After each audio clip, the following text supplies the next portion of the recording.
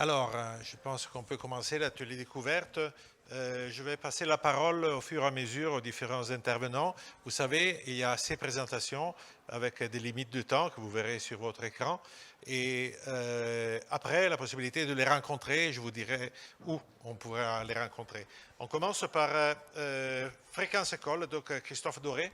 Christophe Doré est responsable de l'offre des services de Fréquence École, qui est une association née en 1991 et elle est reconnue d'intérêt général et organisme de formation. L'association est passée des ateliers radio aux réseaux sociaux, hein, et Fréquence École contribue au développement des compétences des enfants, adolescents, parents, médiateurs, travailleurs sociaux, personnel des médiathèques, enseignants, donc un large public, un objectif très bon. À vous la parole. Merci. Ah bah oui, ça marche. Donc effectivement, ce que je viens vous présenter aujourd'hui, c'est en 10 minutes le chemin qu'on a parcouru en 20 ans, qui nous a amené à passer de l'éducation aux médias et à l'information, donc le totem, le sujet de ces 2 journées, à l'éducation aux médias numériques. Et je vais vous expliquer un petit peu comment ça se traduit et le type d'approche et de contenu qu'on a été amené à développer dans ce cadre-là. Alors avant, bon, bah, ça vient d'être fait, mais très rapidement pour vous expliquer concrètement ce qu'on fait chez Fréquence École, il y a 3 grandes activités chez Fréquence École. Le lab, c'est-à-dire tout ce qui est ingénierie pédagogique, conception de support, de parcours, d'intervention, etc. Les interventions, conférences et formations, donc ça vient d'être évoqué, les interventions dans les écoles primaires, dans les collèges, dans les lycées, mais aussi dans les centres sociaux, dans les MJC, dans tous les endroits où on nous appelle d'une certaine façon, les conférences à destination des parents, donc c'est des conférences, ça s'appelle conférences, mais concrètement c'est beaucoup plus des échanges à bâton rompu, des retours d'expérience, ce genre de choses. Et puis le volet événementiel, dont je vous parlerai plus précisément à la fin de cette présentation, on organise des événements pour essayer de réunir toutes les parties prenantes de l'éducation aux médias numériques, donc les parents, les enseignants, les adultes encadrants au sens large, mais aussi les enfants et les adolescents. Donc voilà qui est Fréquence École. Pourquoi nous avons décidé comme ça de nous diriger vers l'éducation aux médias numériques. Alors, je ne vais pas vous faire la lecture détaillée de tout ce qu'il y a derrière moi, juste moi j'attire votre attention sur la bulle en bas au milieu. Les digital natives n'existent pas. Les digital natives, cette génération qui naît dans le numérique, aurait une compétence innée dans le numérique. Ça, c'est vraiment quelque chose qu'il faut déconstruire. Hein. Ça se traduit, vous l'avez déjà probablement toutes et tous entendu, c'est « Ah mais de toute façon, mes enfants, ils savent mieux que moi, c'est eux qui m'expliquent ». Non. Il faut vraiment que les adultes acceptent que l'appétence des jeunes pour le numérique n'équivaut pas à la maîtrise du numérique par les jeunes. Alors le confinement l'a ô combien démontré avec des gamins qui ne savent pas ce que c'est qu'une pièce jointe ou quoi que ce soit, mais vraiment ce point de départ est dire il faut les accompagner, il ne faut pas partir du principe qu'ils savent mieux et les laisser faire pour ensuite se plaindre de ce qu'ils vont faire comme erreur ou comme usage auquel on n'avait pas pensé. Donc vraiment ça c'est un engagement fort sur ce constat, les digital natives n'existent pas. Pour vous faire l'historique du comment, du pourquoi, Fréquence École, ça s'appelle Fréquence École parce qu'à l'origine, c'est la fréquence des écoles. Il y a 30 ans, en ce qui me concerne, il y a 20 ans, vous voyez là, avec 20 ans et 20 kilos de moins, on faisait des radios dans les établissements, on installait des radios, on faisait les jingles, on faisait écrire, on faisait faire des interviews sur des principes de l'éducation aux médias, à l'information qui viennent d'être évoqués en long, en large, en travers, donc j'insiste pas là-dessus. Dans les années 2000, notre très clairvoyante directrice Dory Bruyas voit arriver les médias numériques et pressant que ça ne va faire que complexifier encore un petit peu les usages médiatiques des jeunes et pas que des jeunes d'ailleurs. Et donc on se lance dans l'éducation aux médias numériques en essayant de proposer une approche qui est critique et didactive et positive et bienveillante parce que, vous le savez probablement, c'est pas en arrivant devant une classe de gamins en leur disant « Ok, ce que vous faites c'est nul, on va vous expliquer la vraie vie », ça forcément ça marche pas. Donc cette posture qui est là depuis le début, on l'a aussi déclinée dans l'éducation aux médias numériques. Rapidement, le pourquoi de l'éducation aux médias numériques, pourquoi, et maintenant ça s'est validé avec le recul qu'on a, parce que ce sont les usages. Hein, ce sont les usages réels des jeunes. Leur expliquer comment est fait un journal, c'est super, c'est important, c'est très utile. Mais au final, comme ils lisent très peu de papier, c'est quand même intéressant d'aller directement, de partir de leurs usages. Ensuite, les médias sociaux ont réellement bouleversé le rapport des utilisateurs à l'information. Auparavant, il se passe quelque chose, on en fait une information. Maintenant, c'est l'information qui est produite qui devient le fait en lui-même. Moi, j'ai constaté ça en allant dans un skatepark avec mon gamin. Quand j'étais jeune, je faisais du skate et je disais à mes potes, j'ai fait telle figure et j'essayais de la refaire et puis j'y arrivais pas. Ils me disaient mytho. Maintenant, dans un skatepark, réussir à faire la figure, c'est aussi réussir à la capter en vidéo pour pouvoir ensuite la montrer. Donc l'objet numérique est confondu quasiment avec l'information qu'il y a derrière. Et puis aussi parce que ces technologies font qu'on est toutes et tous producteurs potentiels d'informations. On a un studio de télé, un studio de radio et puis une médiathèque dans notre poche avec nos smartphones. Donc à partir de là, il fallait vraiment se lancer là-dedans. Comment ça s'est passé? On a quand même capitalisé sur ce qu'on savait faire, puisque à l'origine, moi je suis journaliste, Dori est journaliste, le noyau historique de Fréquence École, ce sont des journalistes. Et donc on applique aux médias numériques les grilles d'analyse traditionnelles de l'éducation aux médias et à l'information. Rapidement, j'y reviendrai tout à l'heure, donc j'insiste pas. On crée d'autres grilles d'analyse qui, là, pour le coup, sont spécifiques aux médias numériques. Je vais vous les présenter juste après. Et puis, on fait bien attention à ne pas confondre l'éducation au numérique et l'éducation par le numérique. Dans l'éducation nationale, ça change. On peut même dire que ça a changé, mais pendant longtemps, on a fait l'éducation par le numérique, des ordinateurs, des tablettes, mais on faisait de l'histoire géo avec, ce qui est très bien. Hein. Mais l'éducation numérique, c'est encore autre chose, et ça présente le gros avantage de pouvoir être fait de façon déconnectée, de façon tangible, ce qui résout pas mal de problèmes en fonction des situations et des publics qu'il convient d'adresser. Donc, vous allez voir comment ça se matérialise. Concrètement, j'ai pris deux des grands axes d'analyse que l'éducation aux médias numériques rajoute à l'éducation aux médias à l'information. Ce premier axe, c'est l'infrastructure technologique. Internet existe, il n'est pas immanent, et pourtant, quand vous demandez à des gamins, c'est quoi Internet ? Alors, la réponse standard, c'est un truc où on cherche des choses. Ouais, ok, mais ça, c'est ce que vous en faites, c'est pas ce que c'est réellement. Et donc, on a trois interventions, enfin on a plein d'interventions, mais là en l'occurrence je vous les ai déclinées par tranche d'âge, des interventions pour expliquer ce que c'est, ce réseau, avec des câbles, avec des serveurs, avec de la technologie, avec aussi cette technologie qui a un impact sur la façon dont on accède à l'information, qui a aussi un impact sur le modèle économique, qui a un impact environnemental, et donc c'est important d'en tenir compte. Par exemple, pour les primaires, on reconstitue le réseau Internet dans la salle avec des ficelles. Il y a des gamins qui jouent les serveurs, des gamins qui jouent l'internaute, des gamins qui jouent le serveur ou bien l'antenne, etc. Et puis on relie tout ce petit monde avec des ficelles, et puis on se dit, ok, un tel veut envoyer un mail à un tel, par où passent les messages, on a des petites pages Wikipédia qui sont imprimées sur du carton, pardon. Donc voilà, on explique ce que c'est. Pour les petits, c'est vraiment intangible. Pour les collégiens, c'est une intervention, je ne vais pas vous en parler plus que ça, sinon on en a pour 3 heures, mais c'est vraiment une intervention où on questionne, parce qu'au collège, ils sont persuadés d'avoir tout compris de la vie. Vous arrivez, vous avez 47 ans comme moi, ils vous regardent genre, mais d'où il va nous apprendre quelque chose? Et on leur apprend quand même 2-3 trucs. Et puis pour les adultes, et ça on l'utilise aussi nous pour les publics inclusion, des activités autour de, encore une fois, ce que c'est que ce réseau, comment les informations circulent, c'est quoi une donnée, c'est quoi, comment elle est stockée, comment on la pèse, quel impact ça a, etc. Donc l'infrastructure technologique pour comprendre les prérequis de ces outils numériques qu'on utilise sans forcément savoir ce qu'il y a derrière. Un autre exemple, les données. Alors, je peux vous dire que quand mes collègues m'ont dit « ouais, on va faire de l'éducation aux données avec les CP, CE1, CE2 », je leur ai dit « oh, l'apéro a été chargé » et pourtant, ils l'ont fait. Notamment via ce que vous avez là, le site Data Lire la Data, à chanter sur l'air des bronzés, bien sûr, qui compile de très nombreuses activités d'éducation aux données, donc des choses vraiment, c'est par petits bouts, c'est par petits grains, hein, comprendre l'algorithme de recommandation de YouTube, comprendre la différence entre causalité et corrélation. Vaste programme, causalité et corrélation. Et d'ailleurs, donc, le site existe et c'est classé à la fois par tranche d'âge et par type d'environnement, en classe, en vacances, en milieu extrascolaire, etc. Donc avec les guides et les supports, des choses qui sont relativement légères et qui, évidemment, ne rendent pas les gamins data scientists du jour au lendemain, hein, mais on plante des graines et ces graines, on espère bien évidemment qu'elles vont pousser.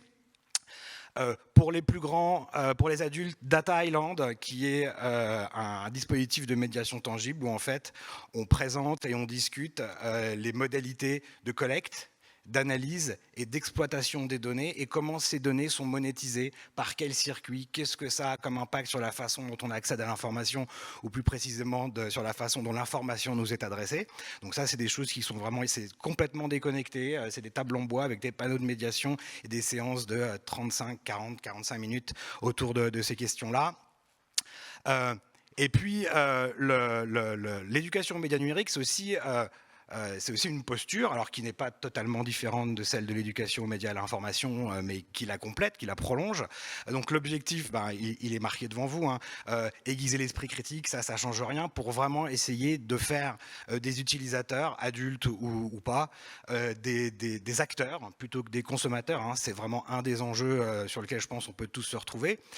Et les outils pour arriver à ce résultat, ce sont des questions. Et alors souvent, comme je le dis aussi aux parents, parce qu'on fait beaucoup de conférences, surtout en ce moment, le plus important, c'est d'avoir les questions. Avoir les réponses, ça c'est bonus, mais en plus la réponse, elle peut être vraie un jour et fausse le lendemain. Donc à la limite, c'est la question qui est vraiment le plus important. Et pour essayer de formaliser, on s'est fait un petit pense-bête pour pas rater de questions, ce qu'on appelle la boussole méta. Et je tiens à dire que nous avions trouvé cet acronyme bien avant que Facebook ne se rebaptise. Donc voilà. Donc ces axes d'analyse qui vont nous permettre, qui vont nous fournir une grille de questionnement. Les médias, j'y reviens pas, on en parle depuis le début de la journée. Les questions liées à l'éducation aux médias et à l'information, très rapidement, donc les 5 W. L'économie. Qui gagne quoi quand je fais ça? Qui finance ceci? Par où ça passe? La technologie, où sont hébergées les informations auxquelles j'accède? Comment elles m'arrivent? Est-ce que je suis en 4G ou est-ce que je suis en Wi-Fi? Ça a un vrai impact sur les abonnements, sur tout ce genre de choses. Et le dernier, l'algorithmie. Pourquoi cette information m'est montrée, sur la base de quelles données, est-ce que ces données, je les ai fournies volontairement ou non, etc. Est-ce que j'ai donné mon consentement éclairé? Voilà donc le petit pense-bête. Je vois que j'ai atteint le temps, juste pour vous dire que donc effectivement cette approche, on la présente dans le cadre de Super Demain, voilà, avec plein de gens, je vais aller très vite. Et cette année, on vous propose de vous associer à nous pour la coprogrammation de Super Demain. En flashant ce magnifique QR code, vous arriverez sur la page qui vous permettra de vous enregistrer pour participer à cet atelier de coprogrammation. Super Demain, cette année, est dédié au corps, le corps avatar, le corps modifié, le corps augmenté, le 25 novembre à Lyon. Et voilà, j'ai été un peu long, mais j'ai fini. Je vous remercie.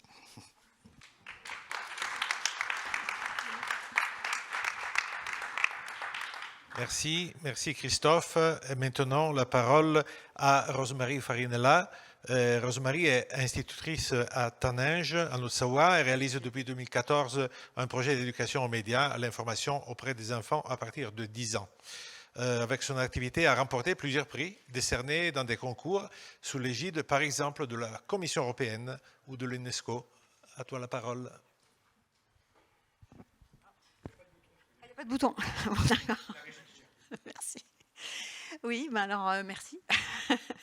Donc, l'objectif de mon projet, de ce scénario pédagogique que j'ai créé en 2014 et que je mets donc en pratique depuis cette date, est de déguiser l'esprit critique des élèves et puis de les aider à devenir des cyber-citoyens qui fassent barrage aux idées racistes, haineuses, qui circulent sur le web. Alors, en fin d'année scolaire, les élèves reçoivent un diplôme d'apprenti Hoaxbuster, c'est-à-dire de traqueur de fausses informations, dans une cérémonie au cours de laquelle ils prêtent serment sur la tête de la souris de leur ordinateur, vous le voyez là, avant d'utiliser ou de partager une information, toujours je la vérifierai. Alors l'idée c'est de suspendre son jugement et de ne pas agir sous le coup de l'émotion, avant de partager une information. Mais aussi l'idée c'est pas tant d'apposer une étiquette vrai ou faux, c'est plutôt de se dire est-ce que je peux accorder ma confiance à un contenu ou pas avant de le partager ou de l'utiliser. Voilà, l'objectif c'est ça. Mais alors, mon scénario pédagogique est en ligne sur le site de l'inspection de Cluse. Et puis, il y a des vidéos sur la chaîne YouTube Hygiène Mentale, une chaîne dédiée à l'esprit critique, où on voit les élèves, donc des élèves de 10 ans, en train de débunker, de démonter les informations, de décrypter des textes et des images. Et je vais vous montrer juste un petit exemple très court, où des élèves sont en train de vérifier une image qu'ils n'avaient jamais vue auparavant, qui avait circulé pendant l'Euro 2016. Voilà l'extrait. Alors, qu'est-ce que vous pensez de cette image? C'est toute récente. C'est faux parce qu'on voit que l'homme qui est en bleu avec une pelle, on dirait qu'il vole. Enfin, le pied n'est pas bien posé sur la marche. On dirait que son pied il est coupé en deux. Parfait. C'est parfait. Tu sais qu'il y a un journaliste de RTL qui s'est fait avoir Ici, par là cette image. Absolument, je te félicite, vraiment, du premier coup. Tu vois, c'est la première fois qu'ils visionnent cette image. Ils ont trouvé tout de suite. Bah alors là, félicitations. Alors, moi, je sais pas si j'aurais deviné tout de Parce suite. qu'il y a eu des attaques à cause des supporters d'un match de foot et en plus on pourrait y croire. Mais surtout aussi là, le 17. Vas-y. Donc là, on voit que le 17 là, ça rentre et là on voit que mais c'est oui, mais derrière. carrément, là, Là, la on voit jambe, que elle c'est est devant. par-dessus. Là, on voit que c'est devant et là on voit que c'est derrière. Ici là, il a la main derrière que là, enfin ici normalement, enfin lui il a pas la main sur l'épaule du. Et surtout là, si le bras il serait au même niveau que les autres, et ben on verrait un peu entre les jambes du bonhomme. Ouais, il passerait là. Ouais. Bien, vous êtes trop fort pour voir les images. Vous. Alors, comment j'ai construit mon scénario? Tout d'abord, en première partie de l'année, il faut savoir que, une longue partie de l'année, avant de travailler sur les fausses informations, il faut comprendre qu'est-ce que c'est qu'une vraie information, faire la différence entre publicité et rédactionnel, observer des slogans, créer des slogans et des contre-slogans. Là, je vous en ai mis deux. Avec McDo, on sort encore plus gros. Avec Renault, on repart en vélo. Là, j'ai bien aimé cette année. Avec Amazon, on casse la couche d'eau jaune. Voilà. Et aussi, c'est l'occasion de travailler pour traquer les publicités cachées. Ils adorent ça, jouer, traquer, voir les contenus sponsorisés, les partenariats commerciaux, les placements de produits, les influenceurs, le rôle des influenceurs et l'influence des influenceurs, comme son nom l'indique. Travailler sur le modèle économique des réseaux sociaux, sur le fonctionnement des algorithmes de recommandation et des algorithmes des moteurs de recherche. Et puis évidemment, le gros de l'éducation aux médias et à l'information classique, c'est-à-dire la fabrique de l'information, donner le goût, l'envie de savoir pourquoi s'intéresser à l'information, comment travaillent les journalistes, quels sont les différents médias, et puis, alors, donc on interviewe des journalistes, on crée des articles, on lit des articles évidemment, on croise les informations. Et puis, dans une deuxième partie de l'année, mais beaucoup plus courte, là, on travaille sur les élèves deviennent des hoaxbusters, donc des traqueurs de fausses informations.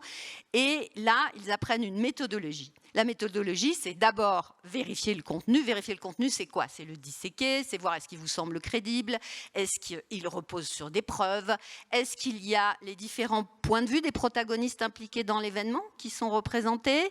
Donc, est-ce qu'il y a des avis contradictoires? Est-ce qu'il y a des conflits d'intérêts? Donc, c'est toutes ces questions à se poser. Et puis aussi, deuxièmement, donc, c'est vérifier la source qui a écrit l'article, sur quel site, à quelle date, croiser les informations sur plusieurs sites, se méfier de nos biais cognitifs et de nos émotions, en tout cas en prendre conscience. Et il y a un très gros morceau aussi après, c'est la contextualisation des textes et des images, et c'est travailler sur l'image et voilà, et sur le contexte. Moi, je travaille beaucoup sur la subjectivité, l'objectivité, la complexité de la réalité. Alors, les élèves créent, donc le bilan de ce projet, c'est que les élèves s'investissent à fond chaque année dans toutes les activités proposées. Et puis c'est aussi un lieu de parole. En début d'année, on voit, je vois avec eux quelles sont leurs pratiques. Et c'est d'ailleurs comme ça que je leur propose aussi qu'on travaille ensemble sur les réseaux sociaux sur lesquels ils vont, sur les contenus qui les intéressent, sur les youtubeurs qui les intéressent. Donc c'est un lieu de parole, mais c'est aussi un moyen de créer des contenus. Donc on crée vous voyez, les élèves sont masqués, on crée des articles. Voilà, notre école va être rasée et remplacée par un hôtel 5 étoiles. Ils font du théâtre, des capsules vidéo, ils créent des biais cognitifs, des illusions d'optique. Bon, on en observe, mais on crée aussi. Je veux souvent qu'il y ait une partie expérimentation ou une partie création. Et puis aussi, donc, dans le chapitre sur l'image, c'est par exemple faire un reportage photo dans leur village, montrer que leur village est le plus beau village de France et leur village est le plus laid village de France. C'est aussi une manière de voir que suivant le point de vue qu'on adopte, suivant le lieu où on se situe, ce que l'on veut valoriser, dévaloriser, ce que l'on veut montrer, ne pas montrer, suivant le moment où on prend la photo, si c'est un moment avec un magnifique coucher de soleil ou bien un moment où il fait un temps glauque et sinistre, suivant là où on positionne son appareil photo. Donc là, on travaille sur l'angle de vue. Les élèves, là c'est Taninges qui est très laid, évidemment le plus laid village de France. Là, par exemple, donc c'est travailler sur le plongée, contre-plongée. Là, ce chat, et donc ils photographient leur chat, leur poisson rouge, leur hamster, leurs parents, leurs potes, tout ça. Et puis, s'ils se mettent face au sujet ou bien sur le côté, les distances, là, on n'a pas la même appréciation des distances. On travaille aussi suivant le réglage de l'appareil photo. Là, on a débunké des photos de Lama Fâché. On a vu qu'en fait, juste qui montrait des photos de fantômes, mais en travaillant sur le temps de pause long, on peut faire des photos de fantômes sans même utiliser Photoshop, juste voilà, en travaillant là-dessus. Et puis, en travaillant sur le cadrage, ça c'est leur maîtresse qui est en train de couper un gâteau avec un gros couteau. Si on cadre sur le couteau, on a l'impression qu'elle découpe les doigts des enfants. Donc vous voyez, c'est un travail très long à l'année. C'est pas voilà, un one shot comme on dit. Et alors après, les élèves en fin d'année font des affiches avec des conseils, comme par exemple sur cette affiche, vous voyez, il faut croiser les informations sur plusieurs sites. Vous voyez les différents onglets. Il faut voilà, aller dans les rubriques à propos, mention légale, qui sommes-nous. Il faut voilà, ça c'est le mode d'emploi de Google Images avec les mignonnes. Penser à utiliser des bases de données qui évaluent les sites d'information comme NewsGuard ou Decodex, là, du Monde, qui vous montre qu'effectivement Macron n'est pas un Illuminati ou n'est pas un terroriste. Et puis, voilà, alors ça c'est j'adore ce dessin qui vous explique qu'en fait, faisons tous barrage aux rumeurs, et voici, et devenons tous des hoaxbusters pour faire barrage aux rumeurs, dont celle-ci qui a une tête d'Illuminati. 43 secondes.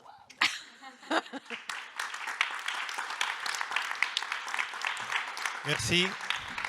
Merci bien.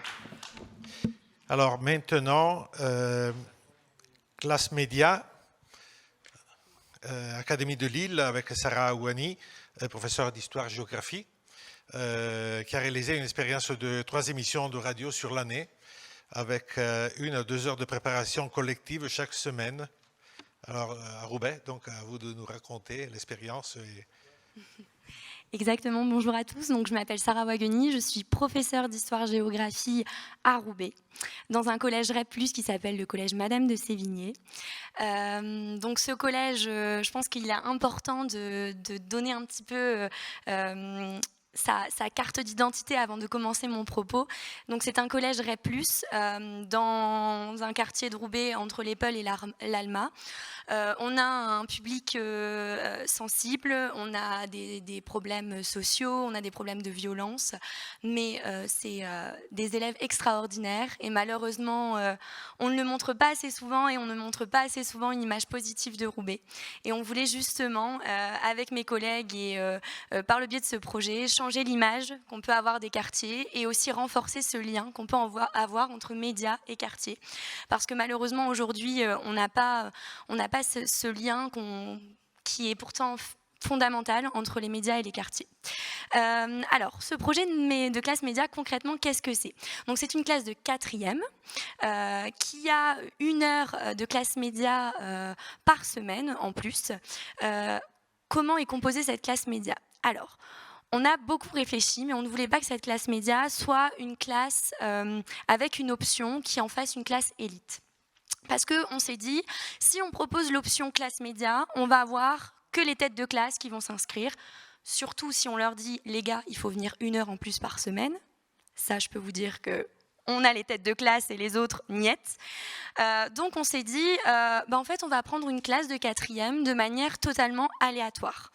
Moi, mon seul cahier des charges au niveau de la direction quand j'ai lancé cette idée de projet, c'était d'avoir une équipe à mes côtés qui soit volontaire et investie. On ne peut pas porter ce genre de projet de manière individuelle parce que c'est épuisant, c'est chronophage.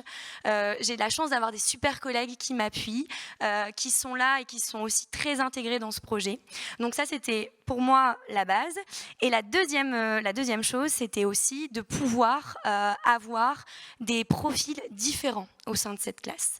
Donc on se retrouve avec une 4e, comme j'aime bien l'appeler, un petit peu dynamite. On a des élèves tête de classe, on a des élèves décrocheurs, on a des élèves absentéistes, on a des élèves retardataires, mais on a aussi des élèves qui viennent du dispositif Ulysse, des élèves à besoins éducatifs particuliers. En fait, on a tous les profils d'élèves qu'on retrouve dans un établissement scolaire, dans une classe. Et en fait, l'idée, c'était de pouvoir, avec cette pédagogie de projet, avec cette classe média, déjà de renforcer les liens qui peuvent exister entre les élèves, et aussi renforcer ce lien entre médias et quartier. Alors, mon diapo s'est lancé un peu après. Alors, comme j'avais prévu de faire 60 secondes par diapo, je risque d'être un petit peu en décalage, mais c'est pas grave. Oui, l'inclusion est très très importante dans ce projet. Comme je vous l'ai dit, des élèves du dispositif Ulysse et aussi des élèves à besoins éducatifs particuliers. Je vous avoue qu'au tout début du projet, quand on a dit aux élèves, bon, c'est vous, il y a un projet cette année, vous avez 1 heure en plus par semaine, ils nous ont tous regardés, ils nous ont dit, c'est mort. Madame, on ne va pas rester 1 heure en plus par semaine, alors que les copains finissent à 15h40 et qu'en plus, on ne comprend pas ce que vous voulez faire. Et quand on leur a expliqué qu'en plus, ils allaient faire 3 émissions radio dans l'année, qu'ils allaient rencontrer du monde, qu'ils allaient sortir, ils étaient en fait tétanisés. Nos élèves qui ont d'habitude l'habitude justement d'être, comme j'aime bien le dire, des gros tchatcheurs, ils adorent pas. Ça, l'oral le font de manière instinctive. Sauf que c'est pas l'oral qu'on attend justement quand on passe à la radio, c'est pas l'oral qu'on attend quand on a tendance à s'exprimer avec le public. Et ça, généralement, c'est ce qui peut poser problème. Donc en fait, on leur a dit ça, et la première réaction, ça a été, mais on va se planter. On va se planter, madame. Vous faites ça pour encore plus, on va se planter, on ne va pas y arriver. Et justement, avec mes collègues, on leur a dit, c'est non. Justement, vous n'allez pas vous planter et vous allez montrer à quel point vous êtes intelligent, à quel point vous êtes fort et à quel point vous avez plein de ressources et que justement, tous les clichés qu'on peut mettre un petit peu sur les établissements REP+, et les établissements de quartier, en fait, c'est faux. Alors là, comme vous pouvez le voir un petit peu au tableau, ça fait vraiment la prof, hein. Vous avez justement ce côté esprit d'équipe, coopération qui est très très important dans cette classe média, puisque ça aussi, on avait des élèves qui, dès le début du projet, nous ont dit... notamment les élèves décrocheurs avec vraiment des gros soucis de comportement. Mais madame, on ne va pas faire une émission radio avec des élèves d'Ulysse, les SECPA, là, les handicapés, ils ne savent pas parler. On va encore plus se taper la honte. Et en fait, ces élèves qui m'ont dit ça au début d'année, c'est les élèves qui, là, pour la 2e émission, me disent « Mais madame... Là, on vient d'imprimer la chronique de Léa, ça va pas aller. Elle est dyslexique, madame. La police, ça va pas. La taille de la police, ça va pas. C'est pas assez espacé. Elle va pas réussir à lire. Donc, vous voyez à quel point là, on est dans l'inclusion. Ils se rendent compte des difficultés des uns et des autres, des élèves à besoins éducatifs particuliers, et ils s'adaptent et ils comprennent davantage les camarades avec lesquels ils sont. Justement, là aussi, on a une preuve, donc tutorat entraide. On a Ayoub et Alessandro juste ici. Alessandro qui s'est découvert une grande passion pour le montage. Alessandro, c'est un élève qui arrive tout le temps en retard, qui veut jamais se lever pour aller en cours, qui n'aime pas les cours et qui veut pas venir en cours. Et il n'a jamais été autant présent que cette année. Voilà, donc pédagogie de projet, il n'y a pas d'autre mot, ça va chercher des élèves qu'on commençait à perdre. L'année de 4e, c'est l'année de décrochage dans un collège et encore plus dans un collège REP+. Et on a réussi cette année à aller rechercher des gamins qui étaient en train vraiment de décrocher. Donc Alessandro, voilà, et à côté de lui, il y a Ayoub qui est justement un élève d'Ulysse. Et ils ont fait un travail remarquable ensemble, justement, le travail de la technique, de montage, etc., comme on peut le voir projeté juste ici. Et je mets vers l'autonomie parce qu'après, Ayoub, il bosse tout seul. Il réussit à prendre en main le montage sur Audacity. On peut les voir ici, ils sont complètement autonomes. Ça, c'est super important aussi dans ce projet de classe média. On n'est pas arrivé avec les collègues en leur disant vous faites ça, vous devez faire ça, vous devez vous organiser comme ça. c'est eux qui ont tout décidé. La ligne éditoriale, la thématique, le ton, comment on allait gérer notre modèle économique, comment on allait... C'est eux, de A à Z. Les sons qu'on entend dans leur émission radio, c'est les sons que les élèves créent avec mon collègue de musique. Ils vont rien chercher, c'est eux, de A à Z, qui créent tout. Vers l'autonomie, parce qu'effectivement, c'est ce que je disais, complètement autonome, ils se répartissent les tâches, c'est-à-dire qu'on peut faire une heure de classe média, alors pas tout de suite, hein, parce que vous vous doutez bien qu'il a fallu bien rôder le truc pour qu'ils puissent s'écouter, parce qu'au début, ils se criaient dessus, ils ne voulaient pas bosser ensemble, ils en avaient marre, mais ce qui fonctionne aussi, c'est de leur dire, vous faites ce que vous voulez, hein. Si vous voulez passer 1 heure par semaine à vous crier dessus et pas avancer, ok, pas de souci. Mais le 17 décembre, vous avez votre première émission radio, c'est en direct, et tout le monde y sera, et vous devrez parler, les cocos. Donc il va falloir créer quelque chose. Donc au début, ils se crient dessus, puis après, ils se disent, non, on va quand même peut-être, bon allez, on va faire quelque chose. Chaque émission radio, ils tournent. C'est-à-dire qu'ils ont un rôle, et puis la deuxième émission radio, ils ont un autre rôle. Comme ça évite à ceux qui ont crié sur la technique de leur dire « Ouais, t'as pas fait le montage au bon endroit, de toute façon, tu sais rien faire. » Et quand ils sont à la place du technicien, « Ah ouais, quand même, c'est quand même compliqué. J'aurais peut-être pas dû m'énerver sur la première émission. » Alors, vers l'autonomie, fierté et valorisation, l'élève que vous voyez là, c'est Mélina. Mélina, je l'ai eue en classe de 6e, et Mélina, elle ne parlait pas. Elle ne parlait pas parce qu'elle a de lourds soucis perso à la maison, etc. Et en fait, elle ne parlait pas. Et cette année, Mélina, elle a pris le téléphone et elle a appelé un intervenant pour l'interviewer. Voilà. Alors, je vous avoue que quand ça arrivé, j'ai pleuré, elle a pleuré, tout le monde a pleuré. Parce que j'étais trop fière et elle était fière d'elle. Et il y a une vraie valorisation autour de ce projet. Ils sont heureux de le montrer à leurs camarades au sein de l'établissement. On s'est retrouvés pendant la première émission à avoir tous les élèves qui étaient exclus de cours assis devant nous à écouter l'émission radio, parce que ils étaient trop nombreux en paire, mais ils se sont retrouvés à écouter l'émission radio et on entendait les mouches voler. Ils étaient exclus de cours, mais ils étaient assis devant nous et on entendait les mouches voler parce qu'ils étaient fascinés par ce que leurs camarades étaient en train de faire. Alors, j'ai dépassé complètement le temps, mais je termine juste rapidement. Vous avez ici cette petite vidéo de leur première émission radio, leur fierté. On voit aussi des élèves de 6e qui sont venus les voir parce qu'on va créer des générations de classe média, c'est-à-dire que là, les 4e de cette année, l'année prochaine, ils n'auront plus classe média parce qu'il y a la préparation du brevet, mais ils vont devenir des tuteurs, des référents, ils vont venir voir les nouveaux 4e, leur donner de l'aide, etc. Donc, on forme quelque chose sur l'établissement. Voilà. Ce n'est pas uniquement un projet de classe, c'est un projet d'établissement. Ils expliquent aux autres élèves ce qu'ils font, ils mettent des affiches, ils les invitent à venir les voir et on a une vraie création commune. Alors, je vais terminer, comme ça je pourrai passer la parole aux autres. N'hésitez pas, si vous voulez venir au stand, j'ai énormément de sons à vous faire écouter, des productions d'élèves pour que vous voyez concrètement ce que c'est. J'ai aussi un podcast à vous faire écouter. On a une journaliste du Monde qui est venue et qui nous a suivis pendant une journée pendant la classe média. Et je vous le redis, on ne peut pas faire ce genre de projet sans une super équipe. Et donc, je suis là aujourd'hui, mais c'est un travail d'équipe. Et je remercie l'ensemble de mes collègues de m'avoir suivi sur ce projet et d'avoir permis que ça puisse exister. Voilà, je vous remercie beaucoup. N'hésitez pas.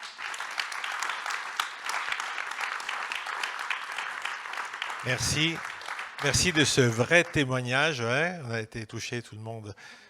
Maintenant, on passe à Résidence Fabrique de l'Info. Hein. On a 2 intervenants. sont Malika Ung et Marlène Azon. Malika est réalisatrice radio et programmatrice musicale et Marlène est créatrice multimédia et jeux vidéo. Fabrique Média est un collectif grenoblois de Grenoble spécialisé dans les médias, leur fabrication et leur impact social, fondé en 2019. Voilà, à vous. Bonjour, merci. Donc, nous avons la lourde tâche d'arriver après 3 interventions et de ne toujours pas vous offrir la délivrance de la fin des présentations. Donc, nous allons essayer de faire ça court et dynamique pour ne pas vous perdre. Alors, la première chose, si je retrouve la télécommande. Voilà. Qui sommes-nous? On va peut-être commencer par là. Donc nous sommes deux intervenantes d'un collectif qui s'appelle la Fabrique Média. Donc nous sommes un collectif de professionnels. Il se trouve que nous sommes toutes des femmes parce que ça s'est fait comme ça, par hasard, et que nous avons toutes un métier ou une carrière dans la création médiatique. Alors nous avons des journalistes, nous avons des scénaristes et dessinatrices de bandes dessinées, nous avons des vidéastes, des créatrices multimédia, et nous avons également aussi des créatrices sonores.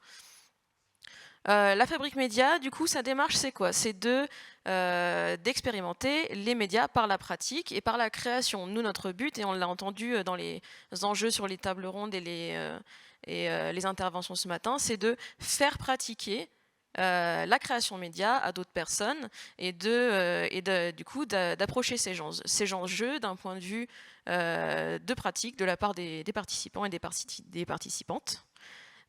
Et notamment, et vous le verrez à travers quelques projets que nous présenterons, par la fiction. Nous travaillons beaucoup par la fiction pour pouvoir justement permettre aux uns et aux autres de décaler leur regard, de ne pas risquer leur intimité, mais d'aborder quand même des thématiques qui leur sont chères ou qui les travaillent à travers du coup un processus fictionnel.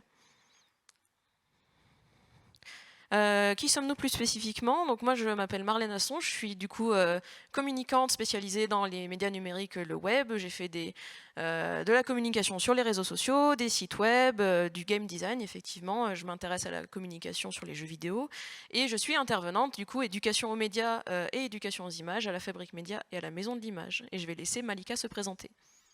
Bonjour, du coup moi je suis réalisatrice sonore, comme on l'a dit, radio. J'ai plus de 10 ans d'expérience en radio associative et ces dernières années j'ai fait beaucoup d'ateliers radio, que ce soit justement de la création sonore, donc avec une dimension plus artistique, ou vraiment des émissions radio, parce que je travaille beaucoup en partenariat avec Radio Campus Grenoble et Radio Grésivaudan, qui sont donc dans la région grenobloise. Je fais partie du collectif Transmission à Aubervilliers de créateurs sonores et du collectif Azimut, qui est aussi à Grenoble. Donc je bosse beaucoup dans les quartiers populaires et avec les quartiers politiques de la ville. Et notamment, on a beaucoup bossé là, sur Villeneuve, des Chirolles, sur la Fabrique Média. Donc on va vous présenter le projet. Et justement, nous, on est ici aujourd'hui, du coup, pour vous parler de notre résidence, du coup, dans le quartier de la Villeneuve à Échirolles, en périphérie de Grenoble. Alors, c'est notre première résidence, du coup, avec la Fabrique Média, et c'est une première expérimentation de travail avec la Villeneuve d'Échirolles. Du coup, nous avons été accompagnés côté de la ville par le pôle de la lecture et de l'écrit, qui rassemble plusieurs dispositifs, équipements et personnels à Échirolles, notamment, du coup, la Maison des Écrits, qui est un lieu d'accueil et de créativité, les deux bibliothèque Pablo Neruda et La Ponatière et un bouquin bus, du coup, qui sont des dispositifs qui ont été mis à disposition lors de cette résidence. La résidence, en quoi elle consiste pour Échirolles? Pourquoi est-ce que Échirolles nous a demandé de venir?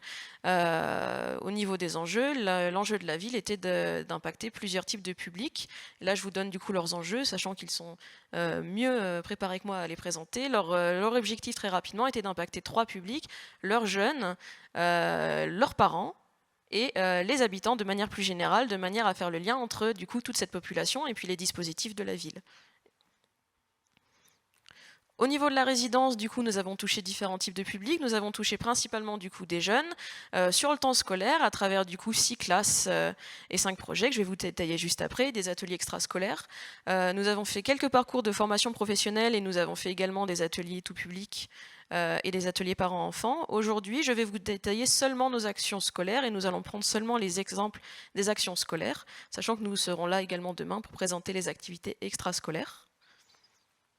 Alors, en temps scolaire, qu'est-ce que nous avons fait? Eh bien, nous avons fait 5 projets sur 5 formats médiatiques différents. Nous avons un cycle de création du coup radio, un cycle sonore, un cycle de création de vidéos format TikTok, sur la question de l'identité numérique. Nous avons créé un journal, nous avons créé des vidéos format YouTube pour recréer une vidéo complotiste, et nous avons également fait une BD numérique du coup sur Instagram, encore une fois sur la question des médias numériques et des réseaux sociaux. Donc le but était d'expérimenter avec différentes classes, différents formats de création, pour leur permettre, eux, d'expérimenter peut-être auprès de professionnels, enfin accompagnés par des professionnels, différentes manières de transmettre de l'information et de créer des histoires. Et du coup, nous aussi, d'expérimenter sur différents formats de transmission et de restitution.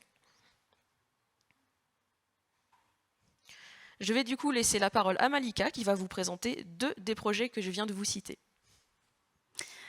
Alors, du coup, j'espère que je vais arriver à gérer les 2. Donc, pour le cycle identité numérique, on a utilisé le média radio parce que, bon, évidemment, c'est un média que j'affectionne beaucoup du fait qu'il n'y a pas d'image et que c'est plus facile de libérer la parole.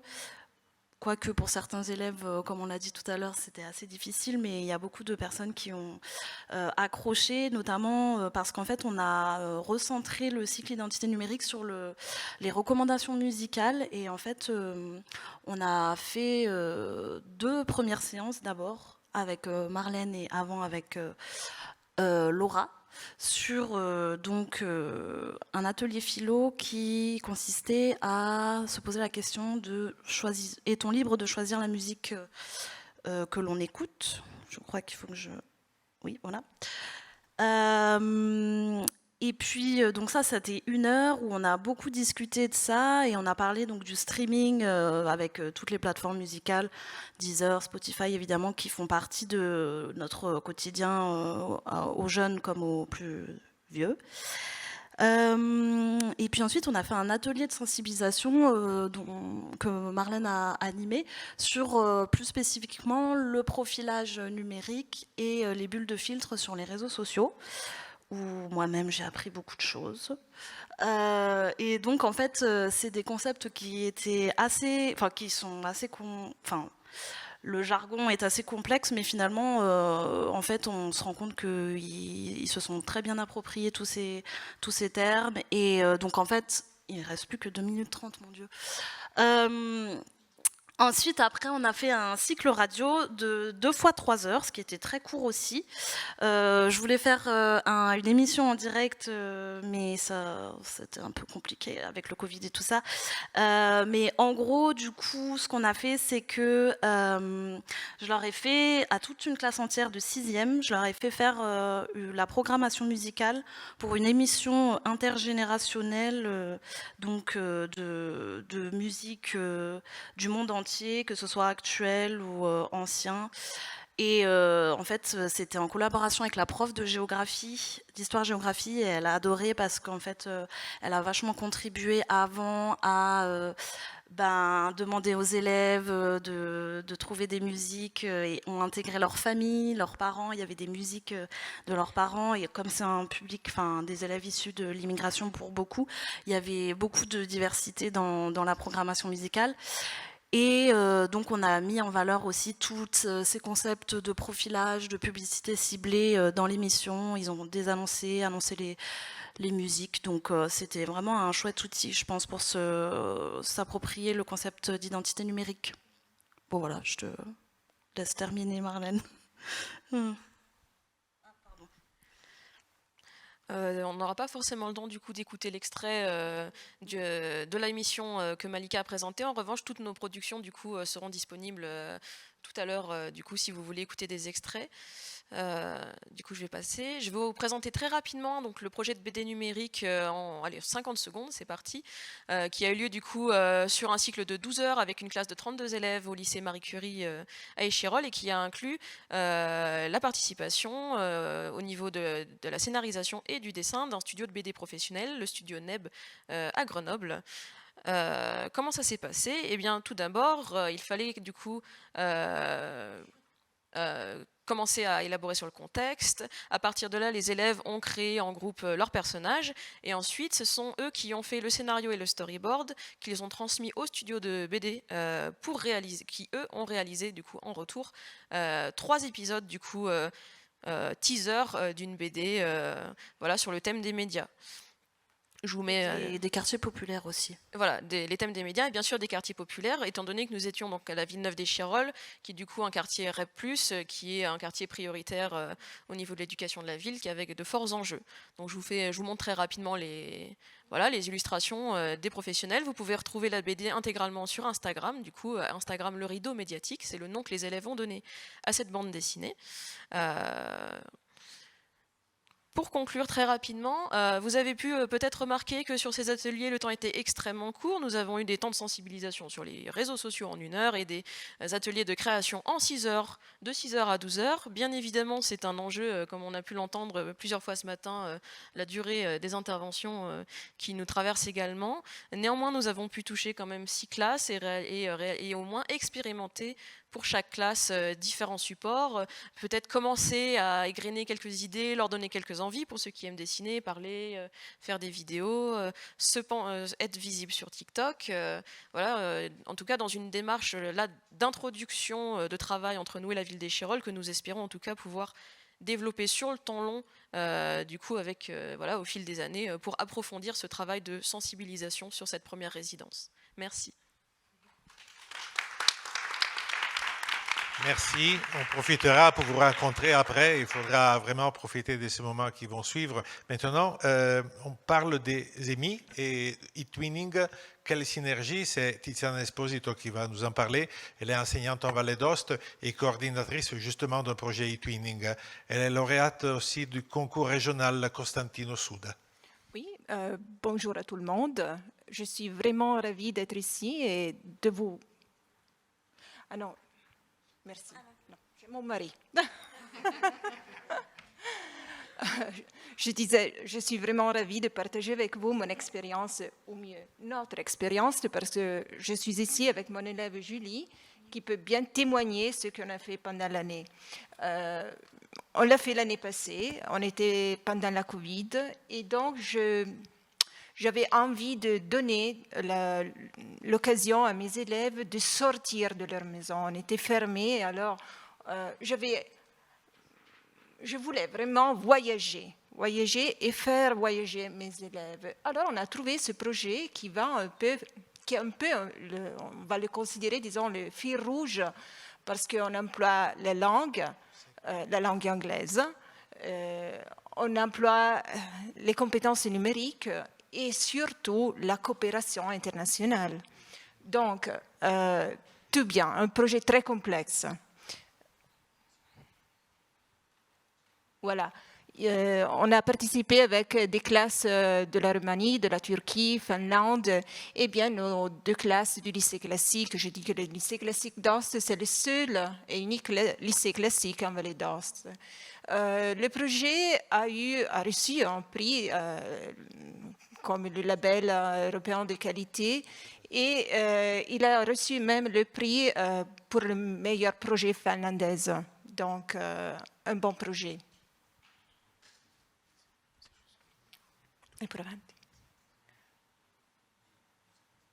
Voilà. Chaque mois, il y avait une tâche différente. Et les premiers mois, on les a passés à nous connaître et à faire un logo. Voilà, Julie a bien fait ce logo-là.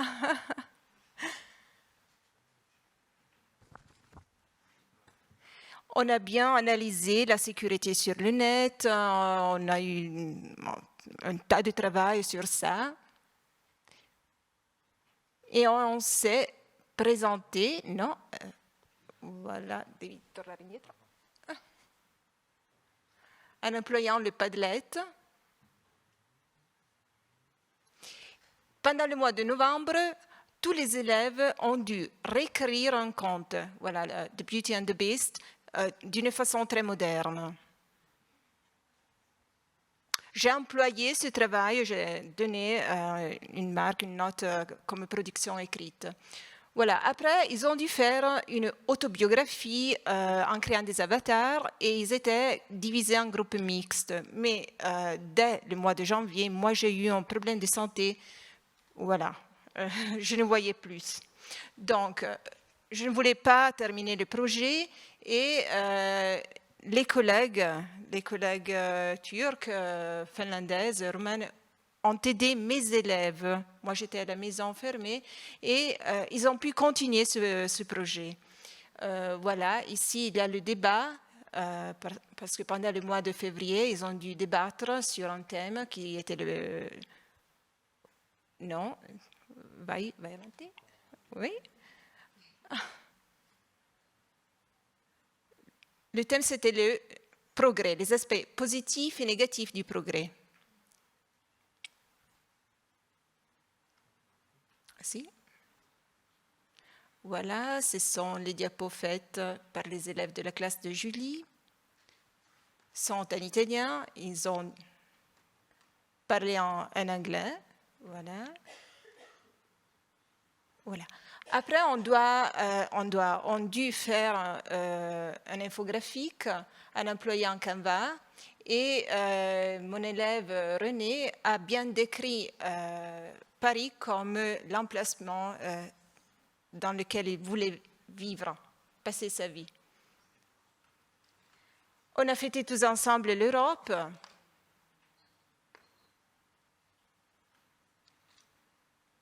Et voilà les compétences qu'on a obtenues. Surtout la collaboration. La collaboration parce que j'ai vraiment essayé ce que ça veut dire, une coopération internationale. Des autres profs qui ont aidé mes élèves à terminer le projet, disons. Et surtout, voilà, on a implémenté les compétences numériques et on a employé la langue. Je m'excuse, je n'arrive pas à vous regarder, autrement je n'arrive pas à regarder les diapos. Je disais des compétences numériques, on a employé la langue anglaise. eTwinning, c'est une plateforme qui, on peut l'employer bien pour parler dans une langue différente. Ce n'est pas pour apprendre une langue, mais pour coopérer avec bien d'autres pays. Et surtout, on a développé la pensée critique de mes élèves. Voilà, compétences citoyennes, compétences numériques, linguistiques, interculturelle et collaborative. Et je crois que Julie, qui est ici, je me rappelle Julie la première année, donc elle était toute petite, très timide. Elle est ici maintenant, je disais auparavant, et ici elle parle à des profs en langue française d'un projet en anglais, donc je pense qu'elle peut bien représenter le succès de ce projet. Et je ne sais pas s'il veut dire quelque chose. Oui, alors je voulais dire que quand même, je pense que la collaboration, c'est la chose principale de ce projet. Parce que par exemple, un matin, on s'était rencontrés avec des élèves turcs et au début, on ne réussissait pas à se comprendre parce que par exemple, on ne les entendait pas, ils avaient les micros éteints. Puis on ne savait pas si on devait se connecter sur Zoom, sur Meet. Mais à la fin, après 2 heures, on a réussi à se comprendre. Et donc ça a été une très belle expérience, vraiment. Même dans une période comme celui de la Covid. Et donc, on a vraiment voyagé, comme disait Madame Esposito. Donc, merci. Donc, dans le cadre d'une didactique hybride, soit en présence, soit dans le net, dans le cadre vraiment d'une didactique, disons, innovative, eTwinning peut être une ressource très importante. Et je suis vraiment dans le temps. Je vous remercie vraiment.